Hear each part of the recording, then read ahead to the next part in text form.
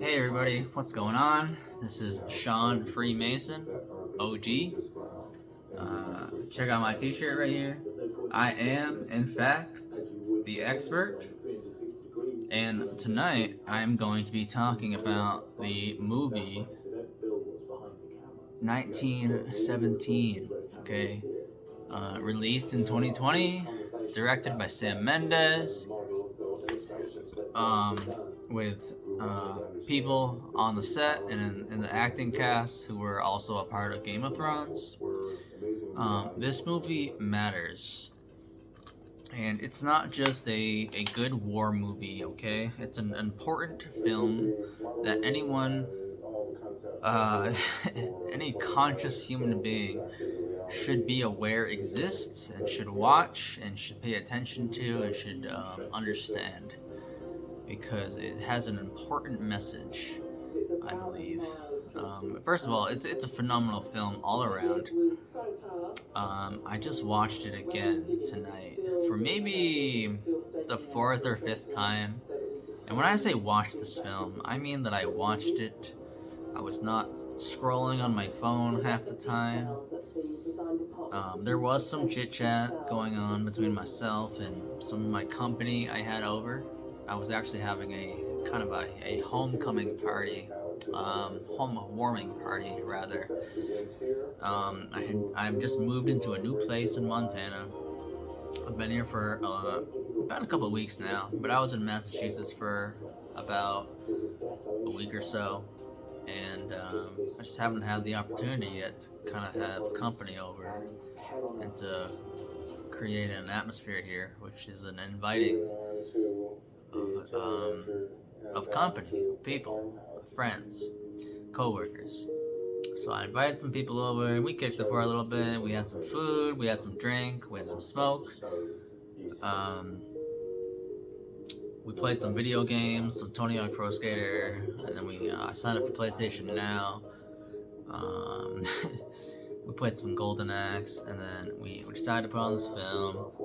My buddy Zach was really hyped for it because he's like a kind of a jarhead type character. You know, he likes war. Not so much that he likes war, he's a military guy. And, you know, in my own way, I'm also a military guy. If you have not been able to tell yet, most of my videos, even when they talk about pop culture, rap music, it's always from a warfare point of view. And this film is set in the year 1917, aptly titled. For those of you who are not aware, this was when World War I was being fought, which was a huge war in Europe. In fact, America was not involved with this war for quite some time before it started. I believe we got involved in the war. We, being the American government, got involved in the war in the year 1917. But this film is not about that. This film is actually about two British soldiers who were trying to cross enemy lines in order to get a message across to another camp in their army. For those of you who are not familiar, World War I was fought largely through trench warfare. So this involved a lot of sitting inside of trenches. We're talking about big holes, lines of holes just dug into the earth, people waiting inside them in order for battles to start, which was very different than any other war that had been fought before it. So there would be long periods of time where no one got killed, and then just all of a sudden there would be a march, and then, you know, tens of thousands of people could die in one day.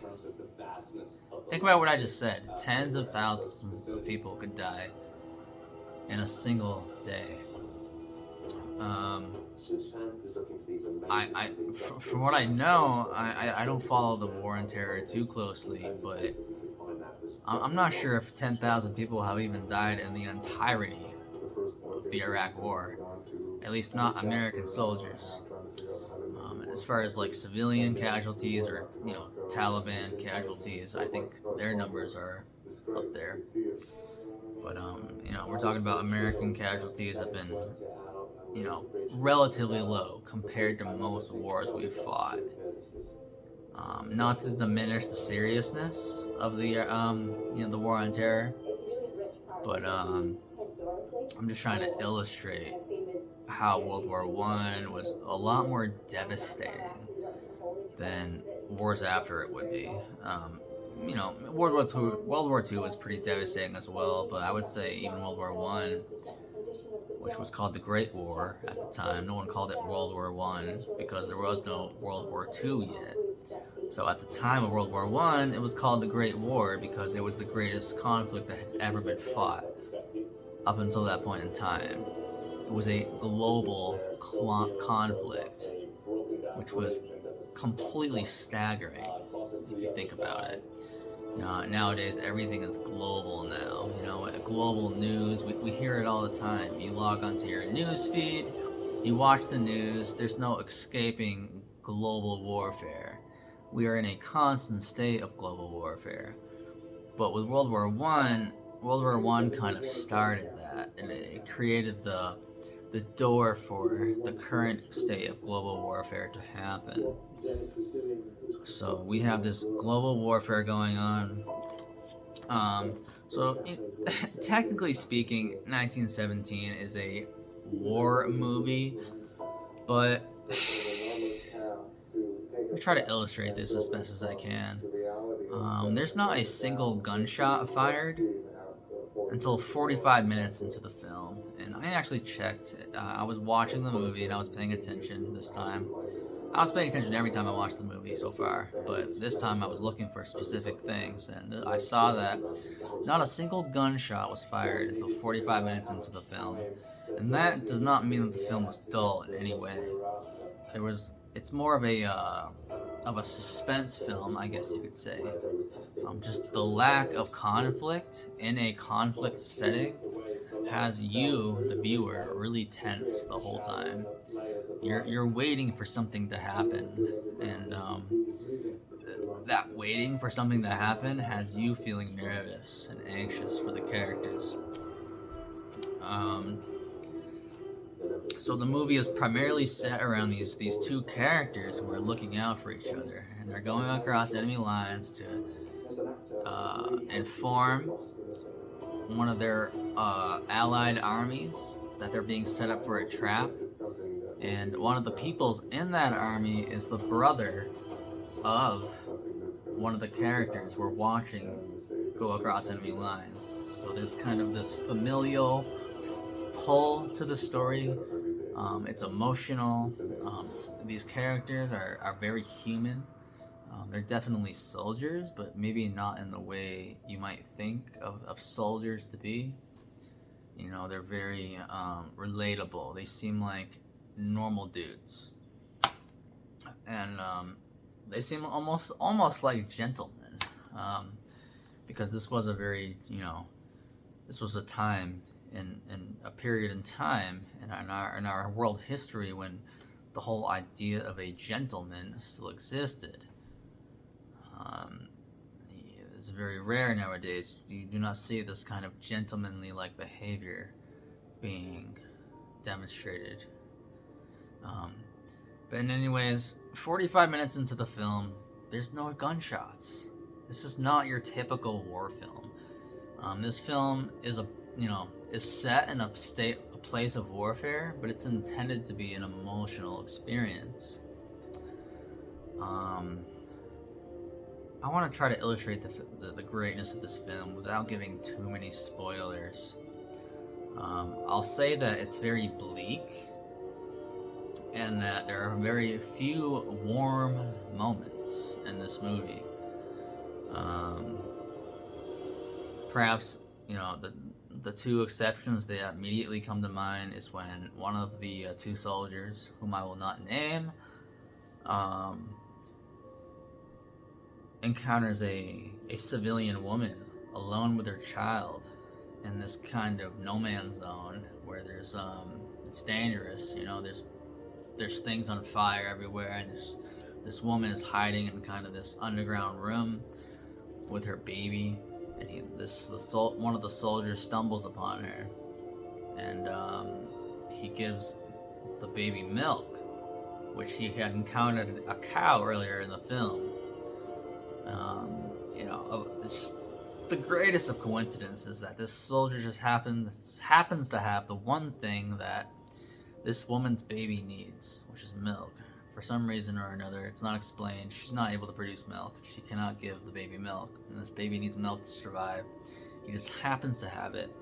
So right there, you can see there's this great pattern in being displayed here, in the sense that there's meaning to this world.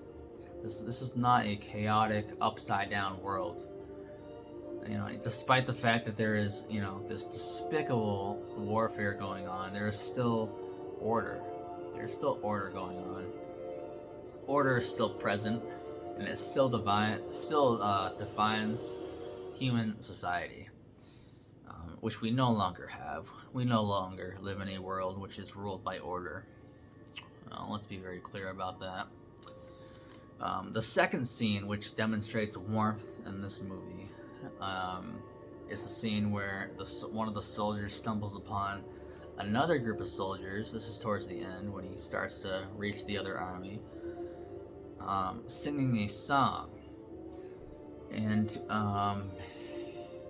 there's just this soldier singing a song in order to uplift his fellow soldiers.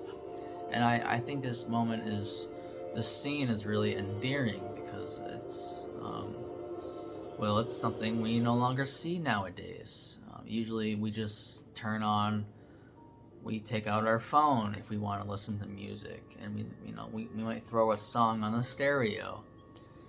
And this whole aspect of my voice, I can just start belting out a song, and my friends will enjoy it because my voice is good, is rarely seen nowadays. I can think of very few occasions where I've seen something like this, and it usually has to be prompted. It's a very touching moment, which is quickly followed by a combat scene where he's kind of running, and there's all these artillery rounds coming, and perhaps, I've been putting this off for dramatic effect. One of the most impactful things about this movie is that the way it's shot, it's directed in a way to make you feel like this whole movie is being shot in one shot. So you basically have the cameraman following these two soldiers, and it shows their whole journey for about 2 hours. 2-hour film, and it shows their whole journey without breaking scene. Usually movies are cut, it'll go from one character then to the next character, and then time will elapse, and you'll see another scene later on. There's none of the time elapsing happening here, with the exception of one scene where one of the characters passes out and some time elapses and he wakes up. But that's the one exception in the movie. It's a really remarkable film. It's uniquely directed, and and then how do you draw the parallel between this war that happened about 100 years ago to today? Basically, what I'm trying to illustrate is that we still live in a state of global warfare. It's just being fought in a different way. It's being fought on the internet and with our minds. So you see, there's still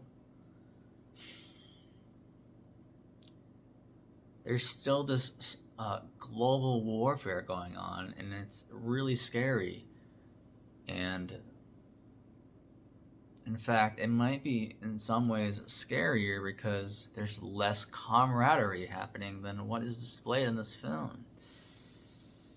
I think a lot of people have lost their brothers.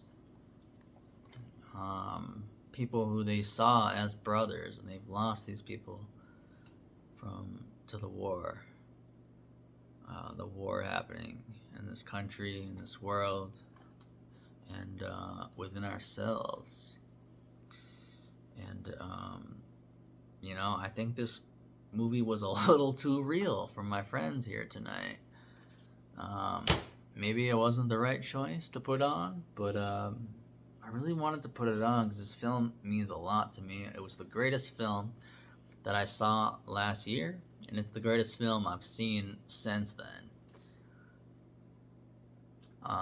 In terms of the impact that it has on the kind of collective culture that we share. And I hope that you have all had the chance to see this film and really take it in for the piece of art that it is and for its relevancy to what's happening now. War never changes.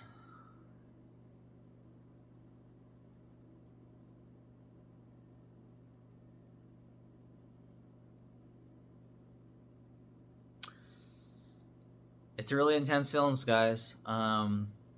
Really intense film. In fact, I believe it's a perfect film. Not overthinking that too much. I'm not overanalyzing everything about a film that needs to make a film perfect. I think this film was perfect.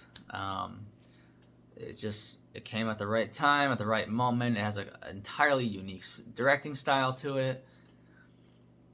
I saw it in theaters in Los Angeles a couple months right before the pandemic started. So, that whole, what I was saying about the internet warfare going on, with COVID going on, it wasn't so much me worrying about, there was never a time when I was worried, oh, am I going to die from COVID? I've been way more worried about, am I going to become a victim of the culture? Am I going to make, what am I going to say or do that's going to get me canceled? And, because that's the greatest death nowadays, right? It's almost worse than death, getting canceled. Saying something that will make you non-desirable to everyone you've ever met. That's the worst possible thing that could happen to you. It's worse than death. It's like purgatory. And, yeah. 1917, everybody. Go see that film. This was Sean, Freemason OG. I am the expert. Good night.